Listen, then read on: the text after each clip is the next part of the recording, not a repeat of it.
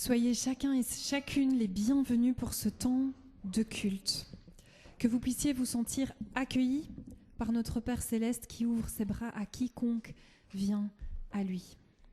Alors on est aujourd'hui à cheval entre la semaine universelle de prière et la semaine de prière pour l'unité des chrétiens. Et donc ce culte, on va essayer de mettre l'accent sur la prière. Et je voudrais commencer par un verset dans le psaume 145, verset 18. « L'Éternel est près de tous ceux qui font appel à lui. De tous ceux qui font appel à lui avec sincérité. » Je vous invite à prier. Seigneur, ce matin, nous arrivons tous sans doute chargés de nos fardeaux. Parmi toutes nos pensées, toutes nos préoccupations, Seigneur, nous voulons te demander que nous puissions faire de la place pour faire nôtre cette prière, cette demande des disciples. Seigneur, apprends-nous à prier.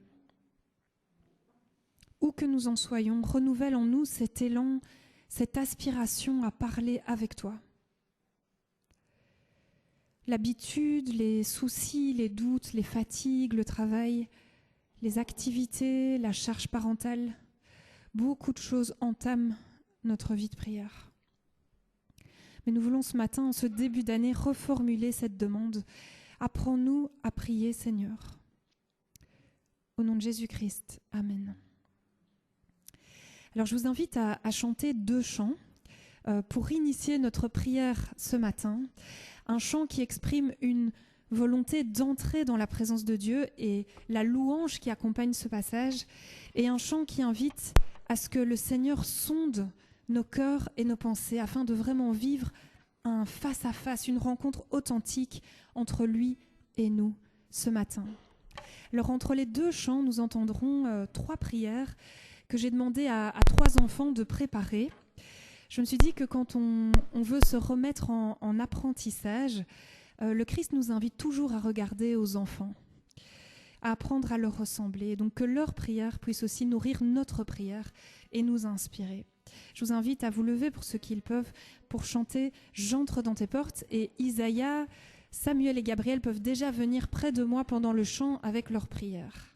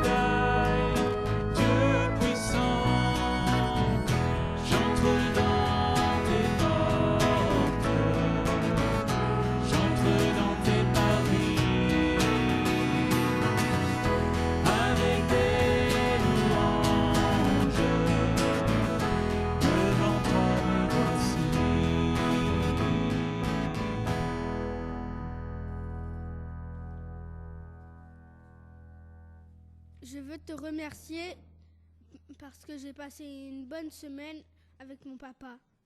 Je te loue, Seigneur, parce que j'ai des bons points en classe. Seigneur, je te suis reconnaissant car je suis en bonne santé. Merci pour ta création car j'ai vu de la neige. Jésus-Christ, je te prie pour les sans-abri et que tu puisses donner à manger à ceux qui n'en ont pas et que tu sois mort à la croix pour moi.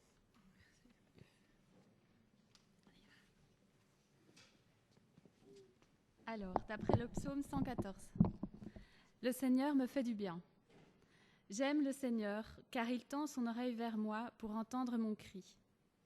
J'étais triste et angoissée, au point de vouloir mourir. Alors j'ai prié ainsi. Seigneur, je t'en supplie, délivre-moi. Il est tellement tendre, notre Dieu, qu'il m'a écouté. Je peux me reposer maintenant. Le Seigneur me fait du bien. Il essuie mes larmes et guide mes pas tout simplement dans la douceur.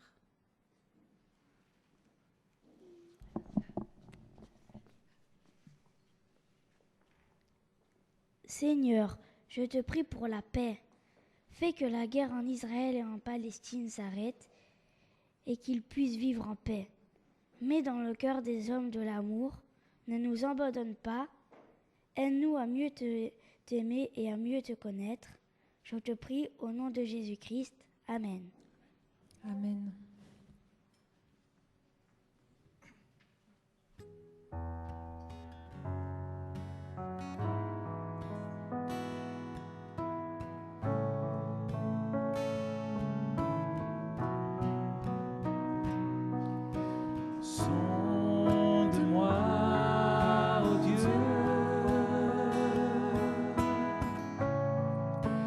Connais mon cœur, éprouve-moi, Seigneur, et connais mes pensées. Sonde-moi, ô Dieu, et connais mon cœur. Éprouve-moi, Seigneur, et connais mes pensées. Regarde si je suis loin de toi. Regarde si je suis sur une mauvaise voie. Regarde si je suis loin de toi, et conduis-moi dans toutes tes voies pour l'éternité.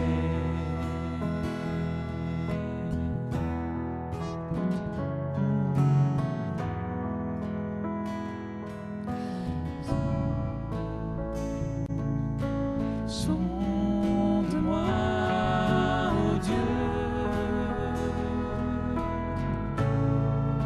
et connais mon cœur. Éprouve-moi, Seigneur, et connais mes pensées. Regarde si je suis loin de toi. Regarde si je suis sur une mauvaise voie. Regarde si je suis loin de toi, et conduis-moi dans toutes tes voies pour l'éternité. Et conduis-moi dans toutes tes voies pour l'éternité.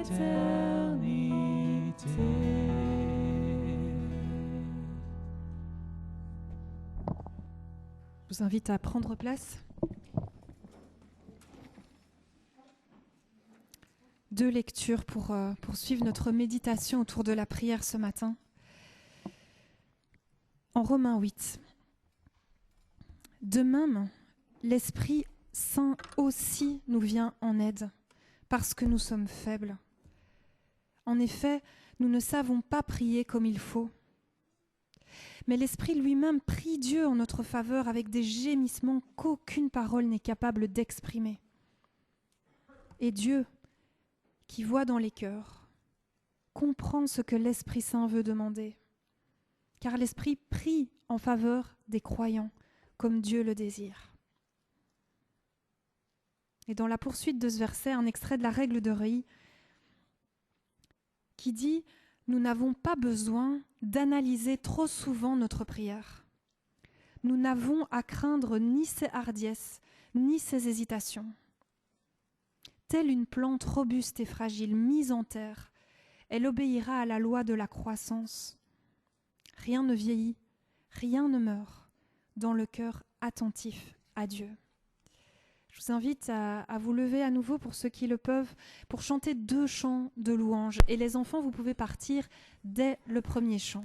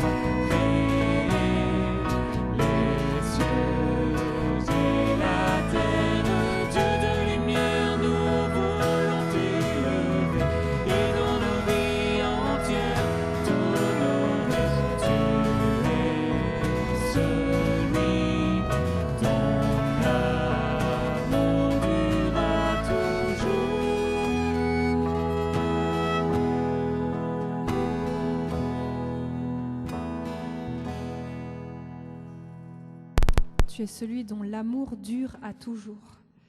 De l'aube au coucher du soleil, tes splendeurs nous émerveillent, et notre cœur d'enfant répond en glorifiant ton nom.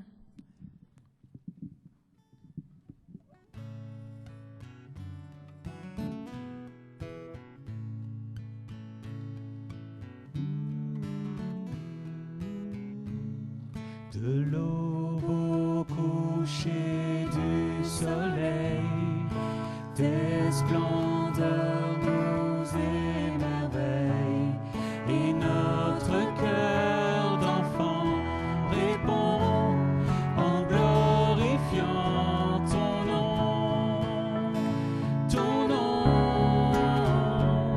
comme une tour aux 4 vents, ton nom nous rend fort à chaque instant, ton nom, que tous les peuples entonnent un chant, car aucun autre nom n'est plus grand que ton nom.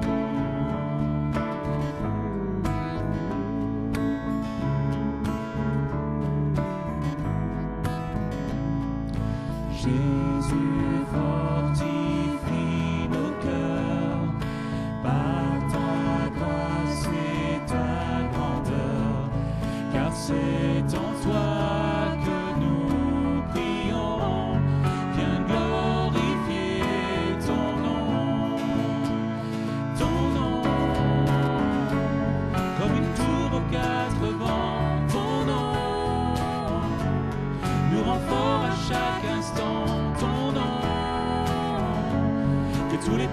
entonne un chant, car aucun autre nom n'est plus grand que ton nom. Comme une tour aux quatre vents, ton nom nous rend fort à chaque instant, ton nom. Que tous les peuples entonnent un chant, car aucun autre nom n'est plus grand que ton nom.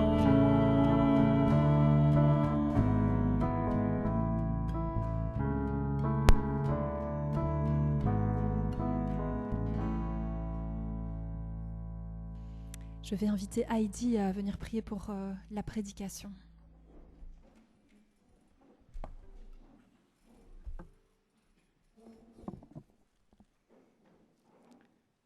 Seigneur, nous venons chanter que tu es fort comme un tour aux quatre vents qui résiste aux tempêtes. Merci Seigneur que tu es si grand, que tu es plein de sagesse. C'est merveilleux de te regarder comment tu es. Et Seigneur, nous sommes invités à être comme toi, à te ressembler de plus en plus. Et pour cela, nous avons besoin de toi, que tu nous changes, que tu changes nos cœurs. Et je te demande vraiment que tu nous ouvres les oreilles et notre cœur grand ouvert afin que nous soyons réceptibles pour ça, ce que Pierre nous a à dire ce matin. Amen.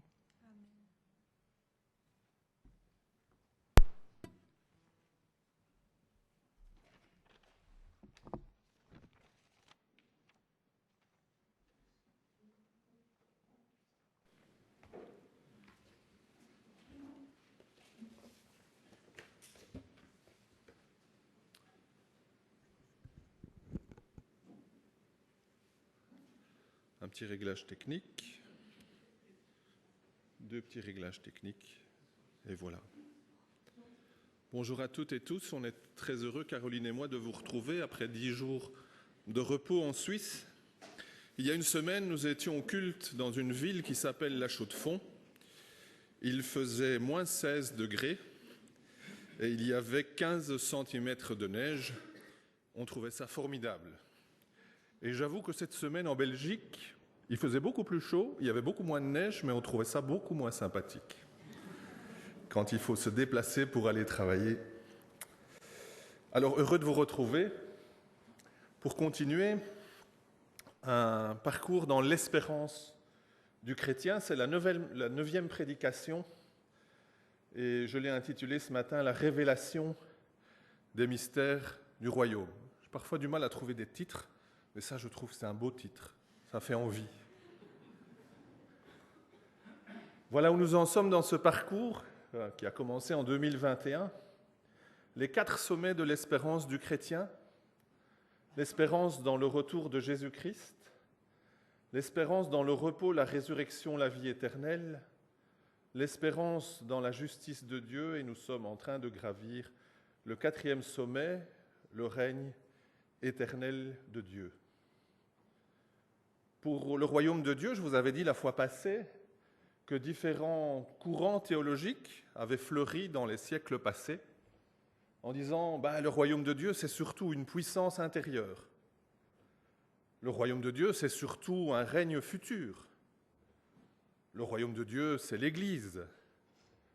Ou le royaume de Dieu, c'est un modèle social idéal auquel nous devrions tendre.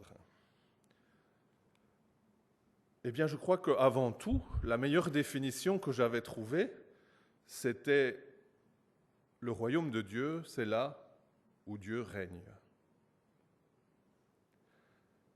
Souvenez-vous de cette parole terrible à la croix, cette parole de la foule, « Nous ne voulons pas que celui-ci règne sur nous ». Cette parole, j'ai l'impression que je l'entends résonner souvent dans la société.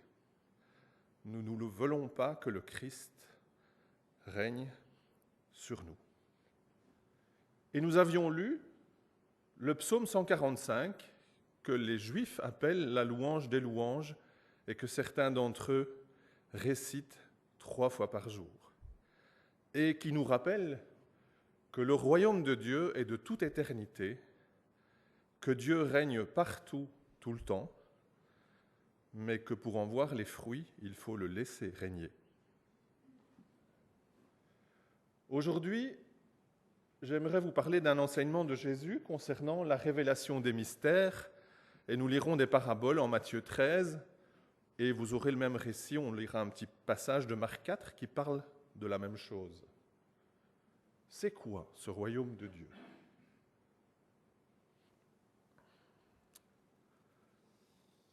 Les mystères du royaume, Jésus va les expliquer en paraboles.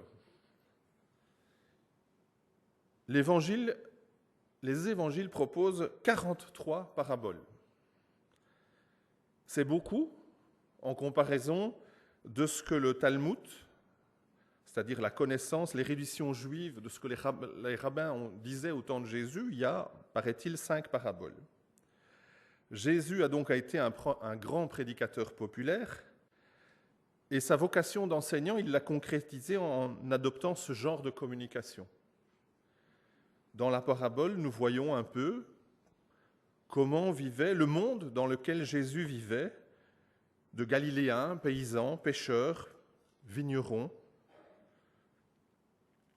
Et dans ce monde juif du 1er siècle, les prédicateurs sont nombreux à parler du règne de Dieu.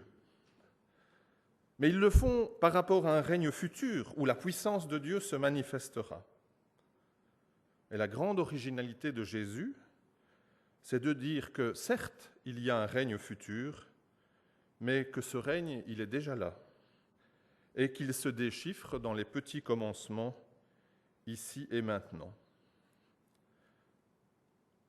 Le mot mystère, au sens biblique, signifie quelque chose qui a été caché durant des siècles et que Jésus va révéler.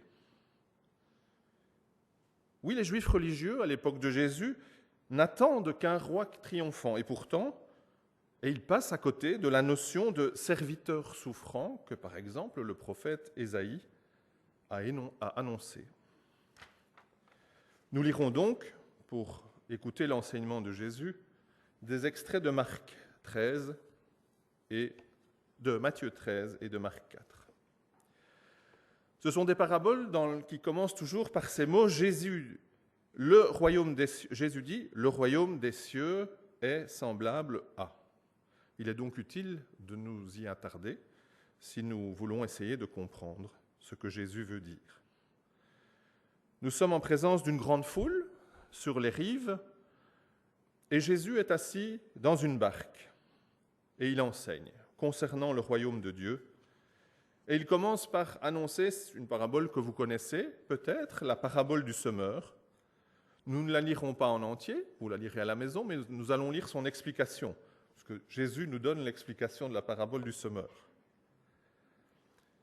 Et c'est remarquable, c'est que l'explication, elle n'est pas pour la foule, elle est pour ses disciples. Et nous commençons là la lecture, Matthieu 13, début du verset 11, et puis les versets 16 et 17. Vous, les disciples, il vous a été donné de connaître les mystères du royaume des cieux.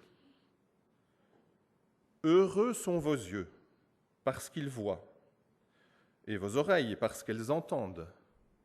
Car en vérité, je vous dis que beaucoup de prophètes et de justes ont désiré voir ce que vous voyez et ne l'ont pas vu, et entendre ce que vous entendez et ne l'ont pas entendu. Nous continuons, versets 18 à 23. Vous donc, mes disciples, écoutez la parabole du semeur, ou plus exactement les explications, parce qu'il a dit la parabole du semeur à la foule. Quiconque entend la parole du royaume et ne la comprend pas, le malin vient, il ravit ce qui a été semé dans son cœur. C'est celui qui a reçu la semence le long du chemin. Celui qui a reçu la semence dans les endroits rocailleux, c'est celui qui entend la parole, qui la reçoit avec joie. Mais il n'a cependant pas de racine en lui-même, elle n'est que pour un temps. Et lorsque l'affliction et la persécution survient à cause de la parole, il y trouve aussitôt une occasion de chute. Et celui qui a reçu la semence parmi les épines, c'est celui qui entend la parole. Mais les soucis du siècle et la séduction des richesses étouffent la parole et elle devient infructueuse. Et celui qui a reçu la semence dans la bonne terre, c'est celui qui entend et comprend la parole, qui par conséquent porte du fruit. Et un grain en produit 100, l'autre 60, l'autre 30. Comment chercher le royaume de Dieu? Il me semble que Jésus vient de répondre dans cette explication. Cherchez premièrement le royaume de Dieu, dit-il à ses disciples dans un autre texte. Premièrement, voir Jésus au travail. Deuxièmement, écouter Jésus et son enseignement. Troisièmement, comprendre l'enseignement de Jésus. Comprendre cet enseignement, ça veut dire étudier sa parole, faire un effort de compréhension, oser poser des questions quand on ne comprend pas, oser entendre des questions ou des avis différents, pouvoir dialoguer autour de la parole de Dieu et en un mot, utiliser nos intelligences. Nos intelligences sont aussi un don de Dieu. Mais ce n'est pas suffisant. Quatrièmement, il faut laisser sa parole s'enraciner dans nos cœurs, la laisser nous transformer. Cela passe par la repentance prêchée par Jean-Baptiste, mais aussi par la nouvelle naissance prêchée par Jésus-Christ. Jean chapitre 3, Jésus dit à Nicodème, « Un homme qui ne naît de nouveau ne peut pas voir le royaume de Dieu. » Et puis accepter encore et toujours et chaque matin pour nous tous d'être et rester des apprentis aux pieds de notre Maître. Celui qui cherche en permanence le royaume de Dieu, il sera porteur de joie, même au milieu des soucis de la vie, au milieu des persécutions et des épreuves. Celui qui vit vraiment une communion vivante avec Dieu ne mettra plus sa confiance dans les richesses terrestres, mais dans son Père céleste. Une dame disait à sa voisine chrétienne, « Vous avez quelque chose en plus. Au sein des épreuves de la vie, vous restez porteur d'espérance. » Et pour nous, c'est le point de départ si nous voulons comprendre ce qu'est le royaume de Dieu. C'est l'action de Dieu. Laisser Dieu agir en nous, le laisser régner dans nos vies. Voilà pour comment chercher le royaume de Dieu. Maintenant, qui construit ce royaume et comment? Matthieu 13, versets 24 à 30. Jésus leur proposa une autre parabole disant « Le royaume des cieux est semblable à un homme qui a semé de la bonne semence dans son champ. Mais pendant que les hommes dormaient, son ennemi vint et sema l'ivraie parmi le blé et s'en alla. Or, quand l'herbe eut poussé et eut produit du fruit, alors l'ivraie parut aussi. Et les serviteurs du maître de la maison vinrent à lui et lui dirent « Seigneur, n'as-tu pas semé de bonnes semences dans ton champ? D'où vient donc qu'il porte de l'ivraie ?» Et Jésus leur répondit « C'est un ennemi qui a fait cela. » Et les serviteurs lui dirent « Veux-tu donc que nous allions l'arracher ?» Dans un autre texte, les disciples vont dire « Est-ce que tu veux qu'on fasse descendre le feu du ciel ?» Mais Jésus dit non. De peur qu'en arrachant l'ivraie, vous ne déraciniez le blé en même temps. Laissez-les croître tous les deux jusqu'à la moisson. Et au temps de la moisson, je dirai aux moissonneurs, cueillez premièrement l'ivraie, liez-la en gerbe pour la brûler, mais quant au blé, amassez-le dans mon grenier. Qui construit le royaume et comment. C'est pratique. Plus loin dans le texte, Jésus nous l'explique. Au verset 37, celui qui sème, c'est le Fils de l'homme, c'est Jésus-Christ. Verset 38, le champ, c'est le monde, et non pas l'Église, comme j'ai vu dans certains commentaires. Jésus nous dit le champ, c'est le monde. Jean 17, Jésus prie le Père en disant « Je ne te demande pas que tu les ôtes du monde, que tu les retires du monde, en parlant des disciples, mais que tu les gardes du mal. » Verset 38, la bonne semence, ce sont les serviteurs, les fils du royaume qui disent la parole, mais aussi vivent la parole concrètement, c'est-à-dire portent du fruit. La bonne semence, c'est nous, si nous sommes des disciples du Christ. Et puis il parle de la moisson, il parle de l'ivraie, ce sont les fils du malin, c'est-à-dire du diable, les ennemis de Dieu. Verset 40, la moisson, c'est la fin des temps. Verset 41, les moissonneurs, ce sont les anges qui exécutent un jugement. Verset 42, c'est la fournaise de feu, loin de Dieu. Et verset 43, le royaume du Père, c'est là où les justes resplendiront. Notre tendance naturelle serait de vouloir aider Dieu à gérer les choses. Nous voudrions gérer le royaume de Dieu. Mais il me semble que ce texte nous explique bien que ce n'est pas notre rôle. Aujourd'hui, nous sommes juste la bonne semence. Si nous nous reconnaissons comme fils du royaume, nous sommes simplement la semence que Christ sème sur la terre et nous devons porter sa parole, sa parole, c'est-à-dire les racines, et en action, les fruits. Et pour le reste, c'est le divin semeur qui construit.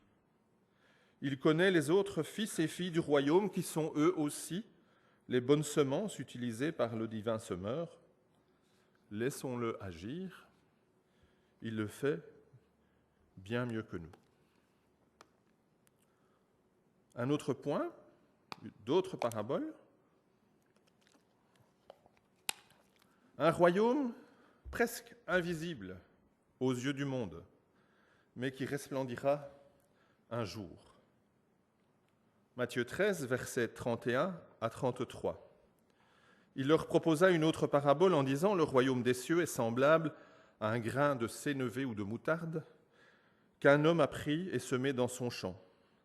C'est bien la plus petite de toutes les semences, mais quand il a cru, il est plus grand que les légumes et devient un arbre, tellement grand que les oiseaux du ciel viennent et s'abritent dans ses branches.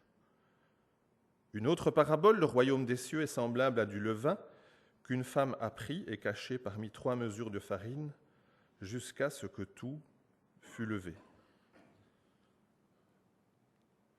Un royaume presque invisible aux yeux du monde qui resplendira un jour. En Galilée, à l'époque du Christ, de nombreuses familles travaillaient la terre. Donc, la graine de moutarde ou de sénévé, ils voyaient très bien de quoi on parlait, minuscule, mais qui, à un moment donné, pousse extrêmement vite, au point de devenir rapidement un arbre. De la même manière, dans les familles, lorsqu'une femme pétrit la pâte pour faire le pain, il est totalement impossible pour sa famille, qui n'a pas participé, de savoir s'il y a de levain ou non dans la pâte. Puis tout à coup, la pâte lève et s'aère. Ces 2 paraboles illustrent, à mon avis, le fait que le royaume de Dieu est présent parmi les hommes sous une forme insignifiante. Le royaume de Dieu restera discret, se développera dans les petites choses du quotidien et sera visible par les disciples, jusqu'au jour où, de manière instantanée, Dieu la rendra visible aux yeux de tous. Mais ne vous laissez pas décourager par cette petite apparence. Dieu construit son royaume 24 heures sur 24 et 7 jours sur 7. Dans le même récit, en Marc, chapitre 4, verset 26, Jésus disait, « Il en est du royaume de Dieu, comme quand un homme a jeté la semence en terre, soit qu'il dorme, soit qu'il veille, la nuit, le jour, la semence germe et croît, et lui-même ne sait pas comment. » À la révélation de son royaume futur, nous verrons le fruit de ce travail. Et j'ai cette conviction profonde que nous serons éblouis par le travail de Dieu. Plus de division entre les hommes et les femmes, ces divisions que nous avons créées, parce que chaque homme, chaque femme est créé à l'image de Dieu. Et là, réunis, unis, pleinement unis, il n'y aura plus de de prières de semaine pour l'unité des chrétiens, nous serons enfin tous unis, toute langue, tout peuple, toute nation. Tous les fils du royaume seront visibles, réunis dans la joie, la justice et la paix, dans la présence de Dieu. J'aimerais faire une parenthèse de manière prudente concernant ce qui me semble être un grand malentendu de notre temps. Une conception dit que l'Église construit le royaume. Pour certains, elle prépare le monde à la venue de Christ. Pour d'autres, plus optimistes, elle finira un jour par gagner le monde entier au Christ. La conséquence de cette façon de penser, c'est qu'il faut donc influencer et transformer le monde, y compris en intégrant les sphères de pouvoir. Bibliquement, moi je ne vois nulle part que le Christ nous encourage à utiliser ces moyens pour construire son royaume.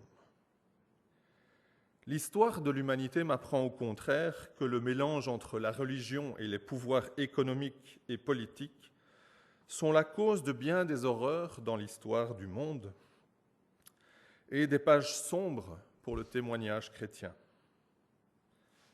J'aimerais quand même attirer votre attention sur un courant de pensée puissant qui bénéficie de moyens financiers importants et qui pénètre les églises même en Belgique. C'est un courant qui nous parle d'une théologie des 7 montagnes, issue d'un mélange de théologie de prospérité et de combat spirituel, et qui, dans sa version extrême, encourage les chrétiens à prendre le pouvoir dans 7 domaines: la religion, les arts, les médias, les affaires, le gouvernement, la famille et l'éducation. Ce n'est pas une vision constructive, mais une vision de domination des chrétiens sur le monde qui alimente le nationalisme chrétien et la haine des autres. Et je suis infiniment triste de voir des églises et d'entendre des propos où la haine de l'autre n'est pas loin. La xénophobie, l'homophobie, l'islamophobie.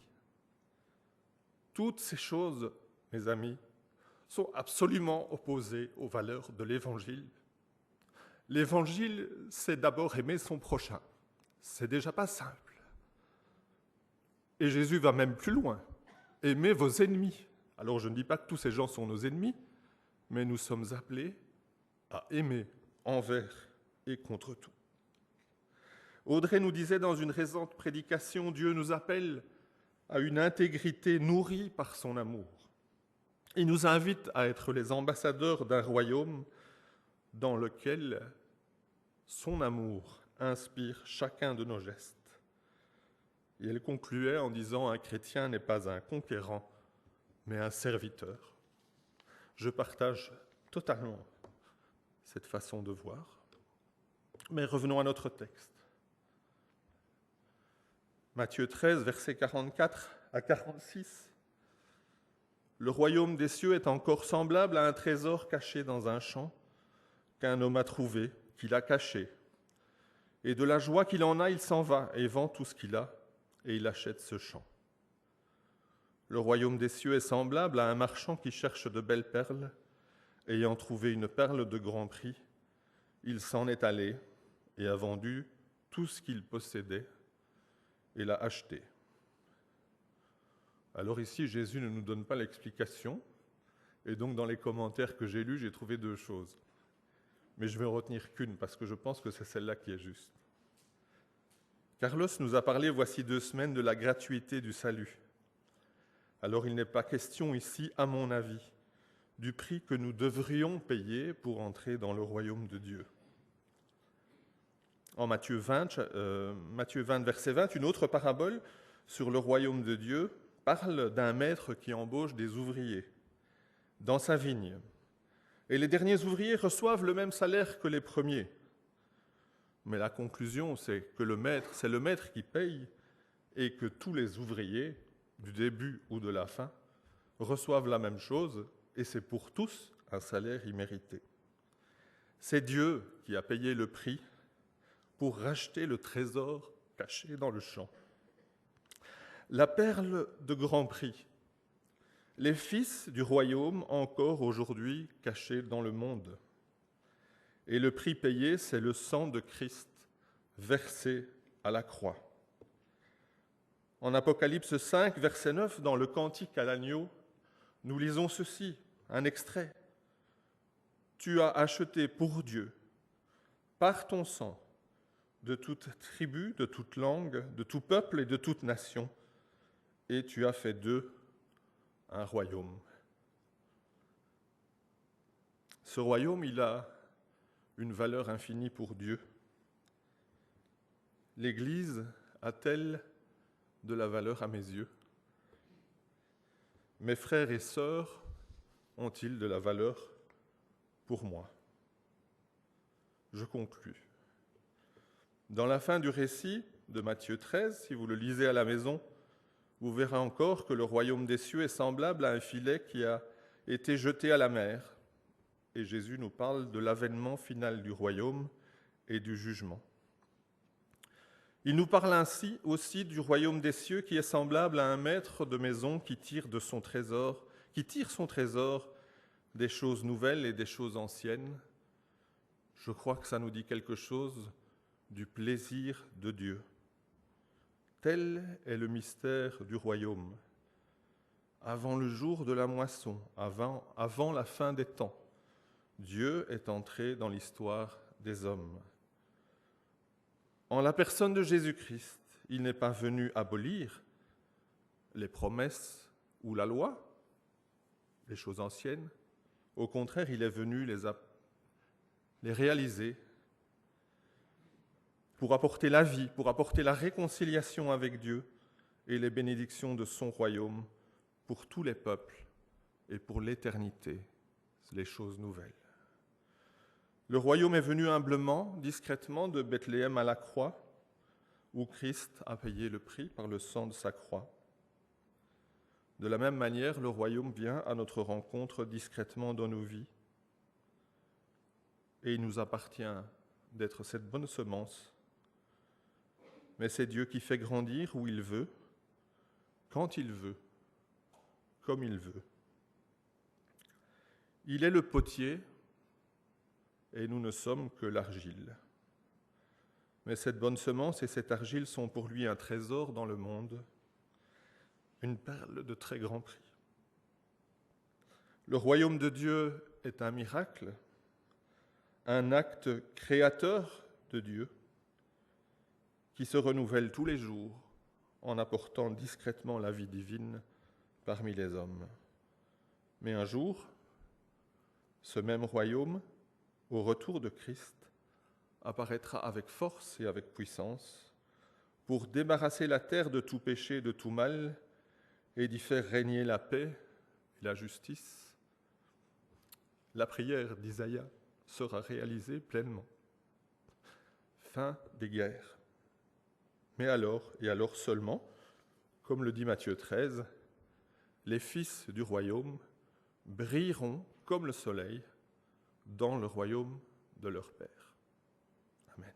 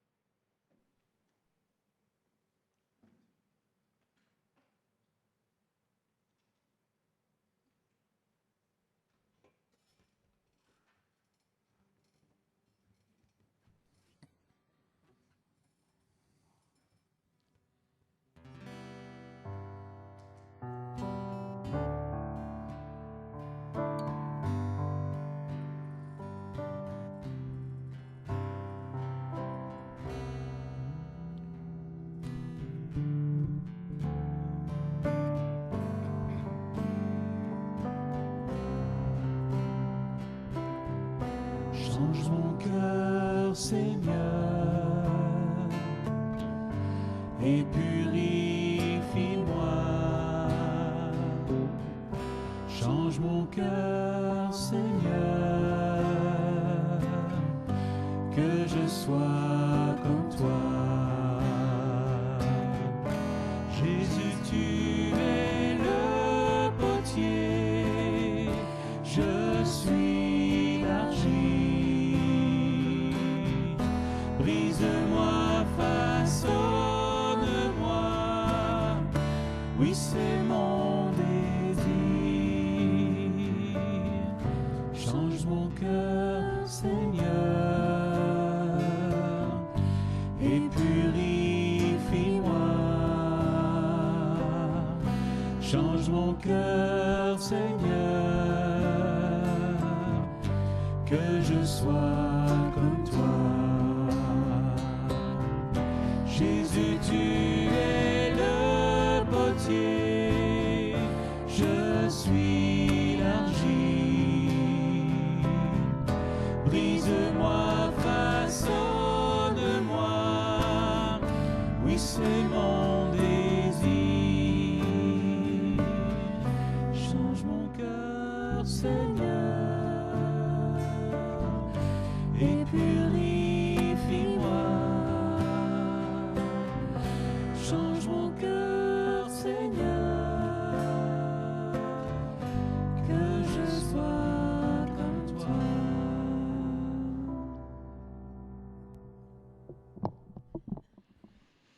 Un grand merci Pierre pour cette méditation. Le royaume, c'est là où le Christ règne. Merci beaucoup. On va encore méditer cette semaine sur tout ce que tu nous as apporté. La prière est au cœur de la passion du Christ. Avant d'être livré, Jésus a prié pour ses disciples. Pierre y a fait allusion. Qu'ils soient un comme moi et toi, nous sommes un. Jésus a encore prié à Gethsémane, avec cette prière douloureuse, intense, et jusqu'à la croix, où il demande à son Père « Pardonne-leur, car ils ne savent pas ce qu'ils font. » On voit que cette dernière prière du Christ, c'est une demande à son Père d'accorder sa grâce, d'accorder son pardon à ces hommes qui le rejettent et sont en train de le faire mourir. Encore en ce moment même, Christ intercède pour nous. Quand nous prions dans le nom du Christ, nous nous joignons à sa prière, qui est une prière qui nous ouvre à l'aspiration, à l'unité, à la réconciliation et au pardon. Je vous invite à prier.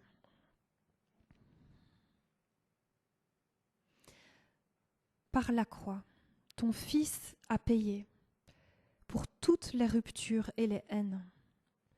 Par elle, par ta croix, Seigneur, nous sommes libres, libérés. Apprends-nous à vivre l'amour que la croix cache et que tu as témoigné à chacun d'entre nous, mais aussi à tous les hommes. Apprends-nous à abattre les murs que tu as déjà détruits. Que le pain et le vin partagés, signe de ton sacrifice, deviennent réellement signes de paix et d'unité, d'espérance pour l'humanité entière. Que la communion du repas du Seigneur que toi seul tu présides soit partagée par tous. Seigneur, donne le courage de vaincre nos peurs et nos rancunes. Jésus dit en Jean chapitre 6, « Je suis le pain de vie. Celui qui vient à moi n'aura jamais faim, et celui qui croit en moi n'aura jamais soif. » Alors que chacun puisse prendre ce repas en communion avec cette prière et en mémoire de la mort et de la résurrection du Seigneur. C'est un geste qu'on fait vraiment dans un esprit de réconciliation et d'unité. Et je vais demander aux 3 personnes qui ont été désignées de venir maintenant pour partager le pain et puis le vin.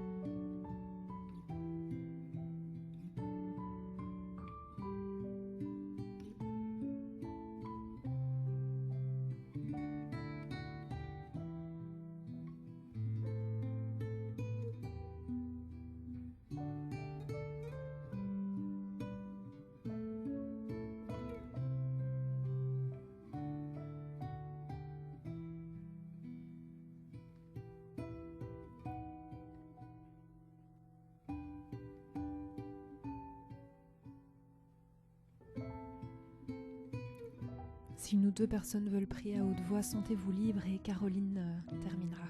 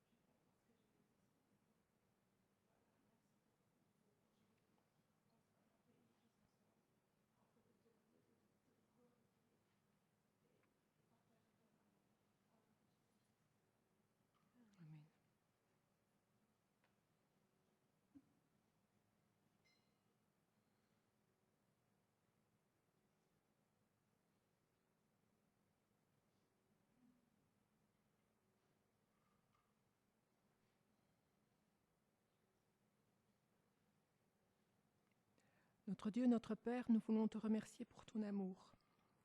Merci de nous avoir offert le salut en ton Fils Jésus-Christ, qui est mort sur la croix pour chacun de nous. Nous étions séparés de toi à cause de nos mauvaises actions, mais par ta grâce, tu nous as pardonnés. Tu nous as délivrés de la mort et tu as fait de nous tes enfants. Reçois notre louange et notre adoration. Nous avons une pensée pour toutes les personnes qui n'ont pas pu se joindre à nous, pour les raisons que toi tu connais, et nous te prions pour chacune d'elles. Te prions spécialement pour tous ceux et celles qui souffrent ou qui passent par des circonstances difficiles. Merci de leur apporter ton réconfort et ta force. Notre Dieu, nous voulons te louer et te remercier au nom de Jésus. Amen.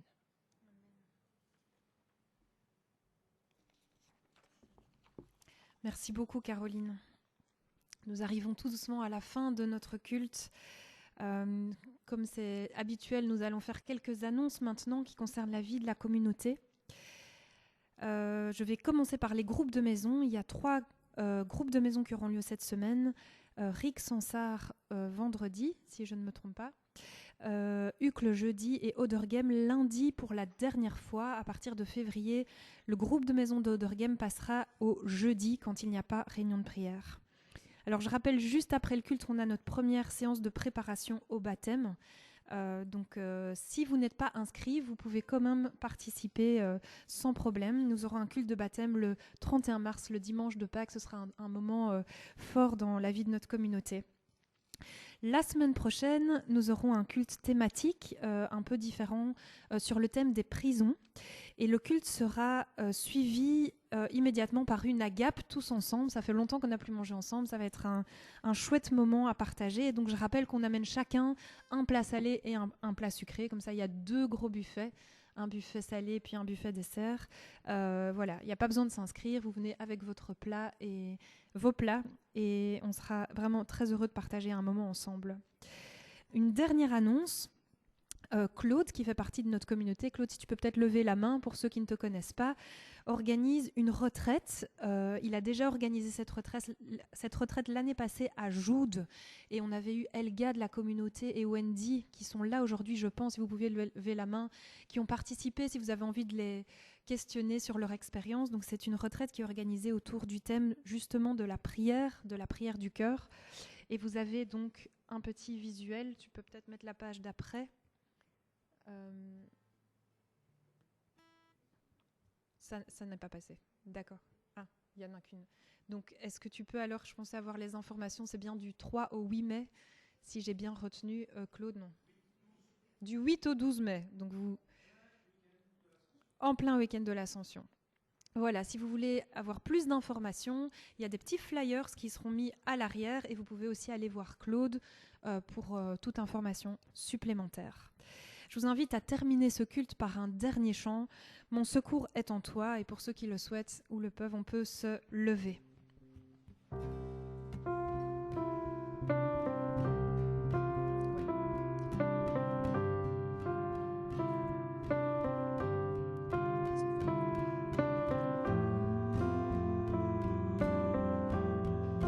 Les paniers offrandes passeront pendant ce dernier chant. Si la lune me glace et le soleil menace, Créateur des étoiles, mon secours est en toi. Si mes larmes ruissellent et que mon pas chancelle, Créateur de la terre, mon secours est en toi. Je lève les yeux vers les hauts sommets, toi seul est mon Dieu, je proclamerai, toi seul est ma force, toi seul me restaure, mon secours est en toi.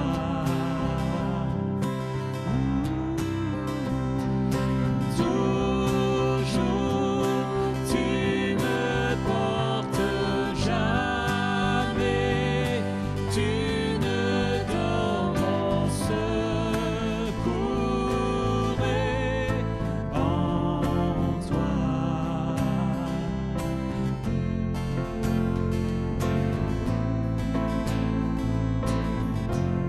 Si la peur m'envahit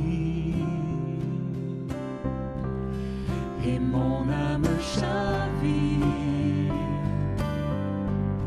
Créateur de la vie, mon secours est en toi.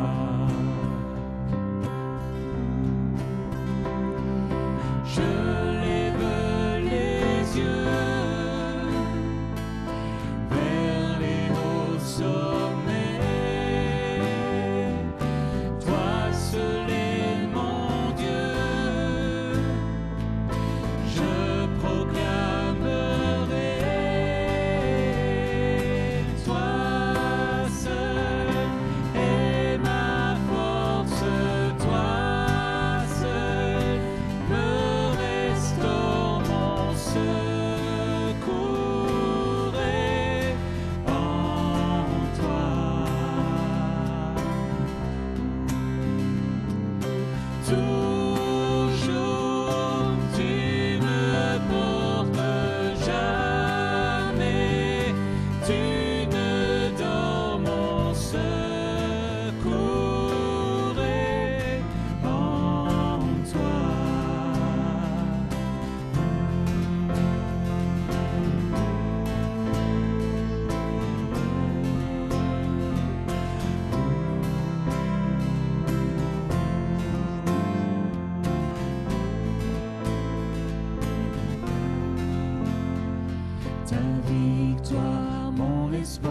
chemin, mon destin, ton salut, mon refuge, tout est en toi, ta victoire, mon espoir, ton chemin, mon destin, ton salut, mon refuge, tout est en toi.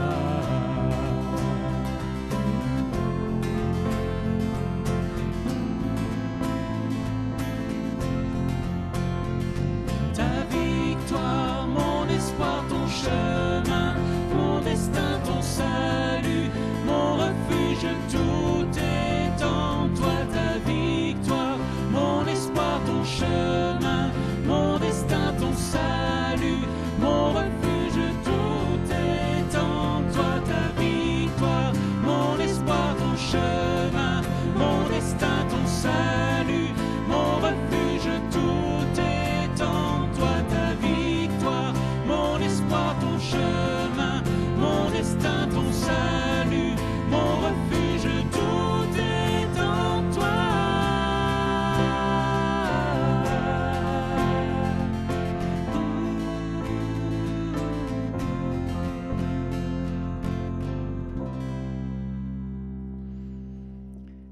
Que le Seigneur, la source de la paix, vous accorde lui-même la paix en tout temps et de toute manière.